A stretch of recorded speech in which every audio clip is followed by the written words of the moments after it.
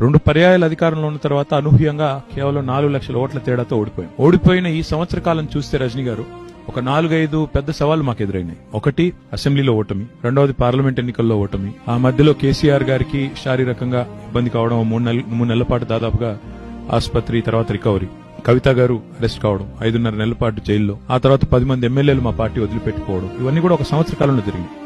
ఒకవైపు ఇవన్నీ జరుగుతా ఉంటే కూడా ఇవాళ సరిగ్గా సంవత్సరం తర్వాత వెనక్కి తిరిగి చూస్తే నేను ఆనెస్ట్ గా చెప్పగలను, నిటారుగా నిలబడమే కాకుండా బాక్సింగ్ లో చెప్తారు ఎంత గట్టిగా పంచ్ చేయగలుగుతాం అన్నది కాదు, ఎంత గట్టిగా ఒక అవతలవాడు విసిరిన పంచ్ తీసుకుని తట్టుకొని కింద పడ్డా తిరిగి నిలబడగలుగుతావు అనేది ముఖ్యమని చెప్తారు.